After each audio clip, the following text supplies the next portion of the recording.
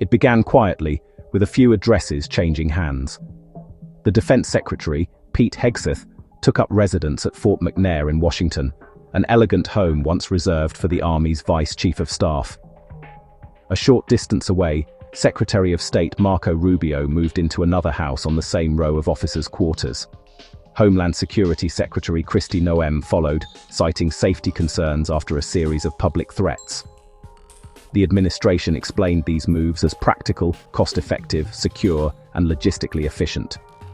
On paper, it was a solution to overcrowded neighborhoods and heightened risks. In practice, it marked the first visible merging of the civilian executive and the military's physical domain.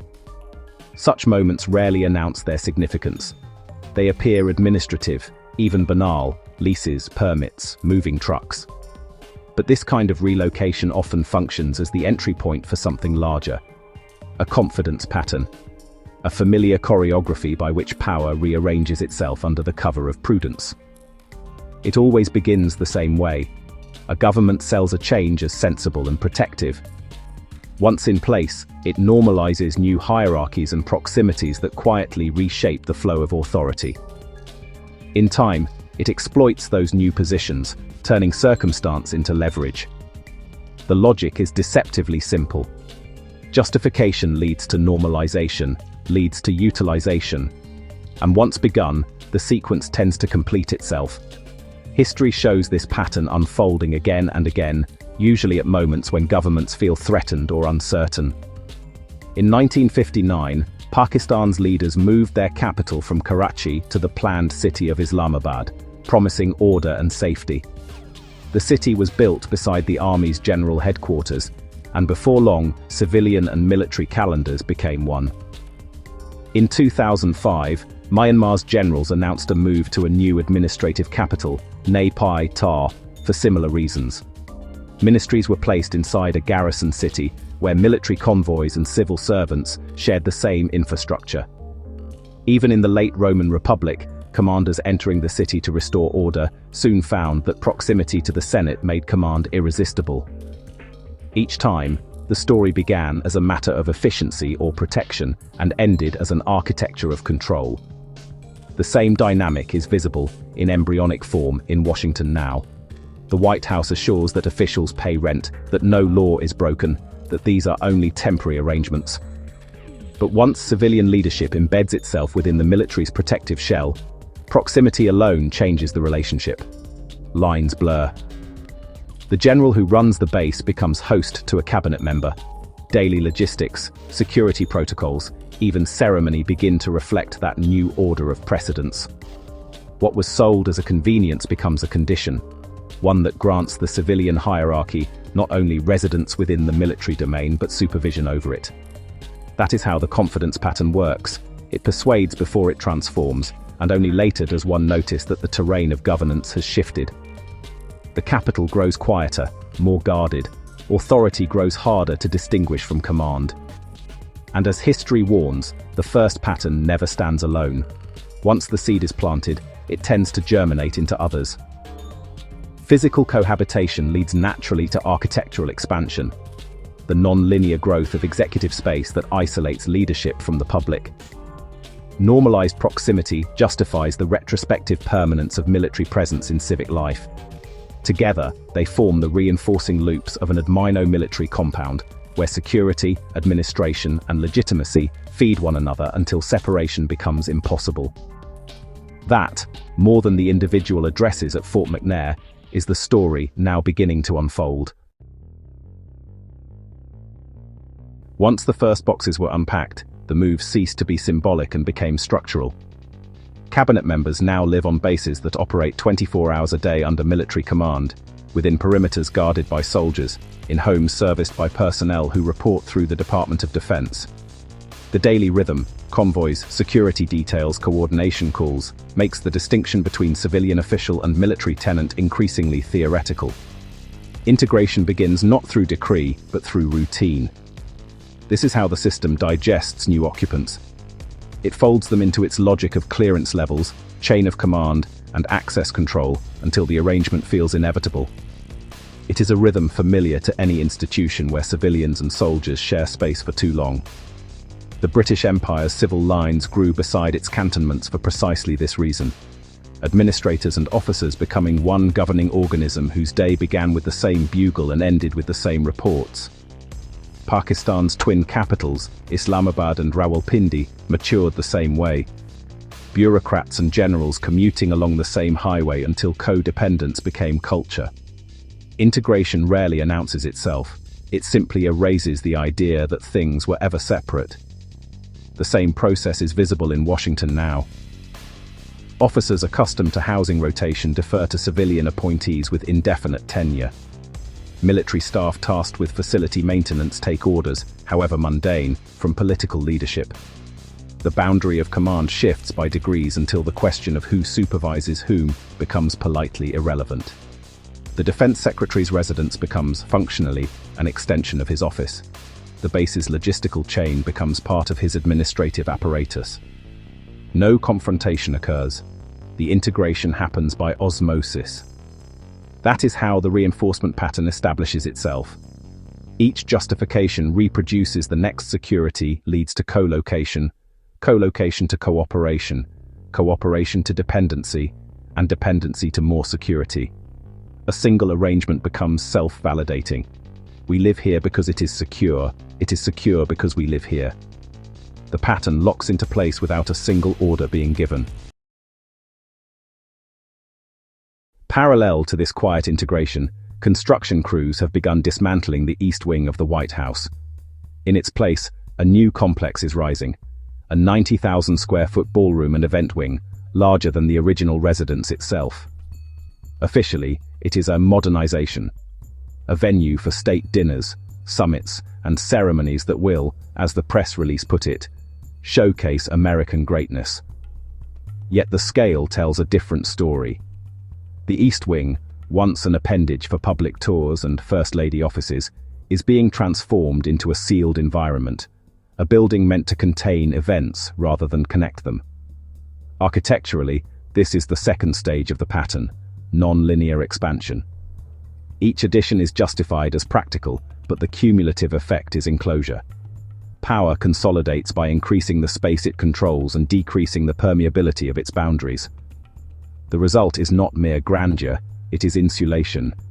The precedent is older than the Republic itself. Louis XIV did the same at Versailles, extending a hunting lodge into a labyrinth of courtyards and galleries that pulled the nobility inside the king's orbit, away from Paris and its unrest. The Führerbau in Berlin, later the new Reich Chancellery, repeated the gesture in a modern idiom, miles of marble corridors that staged authority while screening it from the street. In Beijing, the leadership compound of Zhongnanhai followed the same logic, its walls rising higher after every protest, its gates narrowing until the state itself lived behind glass and guard posts. Washington is still far from that condition, but the vector is recognizable. A larger, more fortified executive wing alters the relationship between ruler and ruled as surely as any law. The city sees less of its government, the government sees less of its city. Public tours suspended for renovation become a metaphor for a broader withdrawal. The executive branch is building not just an addition, but a habitat, one that can host, defend, and contain itself. Meanwhile, a separate but related phenomenon has been taking shape on the city's streets. National Guard units, originally called up for crowd control and emergency support, have remained deployed across the capital. Their mission has expanded from temporary protection to what officials describe as stabilization and maintenance. The uniforms have become as common a sight as police cruisers. Their presence, once newsworthy, now passes without notice. This is the retrospective pattern at work, the logic by which the exceptional becomes ordinary. Each extension of deployment is defended by pointing to the same conditions it perpetuates. We remain because the city is unsettled, the briefings say, and the city is unsettled because soldiers remain. It is, the oldest feedback loop in the language of security. Thailand learned it in 2014 when martial law declared to restore order matured into the National Council for Peace and Order, a junta that rewrote the constitution. Egypt rehearsed it through repeated renewals of its emergency law from 2017 to 2021, each renewal citing the necessity created by the previous one. Rome learned it 2 millennia earlier, when Sulla's legions lingered in the Forum long after the crisis had passed. Once a city grows accustomed to soldiers in its streets, the argument for their removal sounds less like prudence and more like risk. In Washington, the troops do not yet command, but their permanence redefines normal. The capital of a democracy now lives under a security regime designed for permanence, and honestly, few residents can remember when the fences came down. The justifications echo those heard in other capitals at the threshold of transformation: temporary, necessary, stabilizing. Every repetition strengthens the belief that civil order depends on military presence, that governance itself has become a branch of defense. Seen together, these developments, civilian officials housed on bases and expanding and fortified executive residence, a standing military presence in civic space, form the outline of a single structure. Each reinforces the others.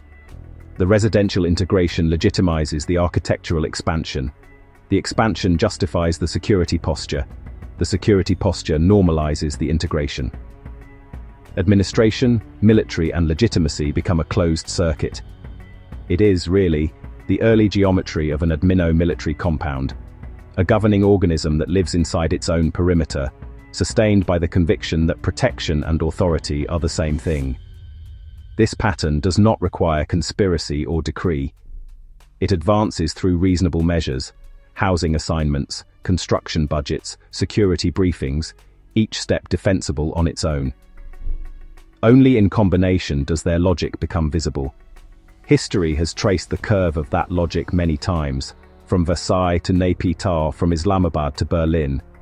It begins with proximity, grows through enclosure, and hardens into permanence. And once a government learns to govern from within its walls, it seldom finds its way back out. Every republic learns the same truth in its own time. Boundaries exist for a reason. They are not obstacles to efficiency or inconveniences to be designed away. They are the hard-earned architecture of restraint, lines drawn to keep the instruments of power from turning inward. Civilian and military, private and official, open and secure. These divisions were not arbitrary. They were the product of centuries of painful correction, written in the ruins left by governments that forgot why separation mattered. The norms now being treated as expendable. The expectation that civilian officials live among civilians, that the executive remain accessible to the governed, that soldiers serve the state but do not share its hearth, are not ornamental niceties.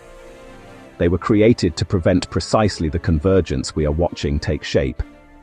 When those boundaries blur, history's record is unambiguous. Versailles ended with a mob at the gates, Berlin's chancellery with fire in its tunnels, the Roman Republic with soldiers quartered in the Senate. Each time, the comfort of proximity and the logic of protection eroded the distance that made accountability possible. Each time, the state's guardians became its governors and its citizens their spectators. The warning is not that the present administration has invented something new. It is that it is repeating something old, something the constitutional order was designed to preclude. A government that shelters within its own security apparatus, that expands its palace while enclosing its streets, is a government forgetting what those walls were meant to keep out. They were never meant to be comfortable. They were meant to remind power of its limits. Restoration, then, is not nostalgia. It is repair. It begins with returning civilians to civilian life, reopening the gates that should never have closed, and reaffirming that safety is not the measure of liberty. It is its condition, not its purpose. The machinery of democracy depends on friction, between branches, between uniformed command and elected will, between the public square and the guarded office. Remove that friction, and the system runs smooth only because it has stopped moving. The city still has time to remember itself. The troops can be sent home. The White House can reopen its doors. The cabinet can return to neighborhoods where a fence means a garden, not a perimeter. These are not symbolic gestures. They are the acts by which a republic reclaims its proportions. The longer it delays, the more certain it will be that the fortifications were built not to protect the people, but to keep them out.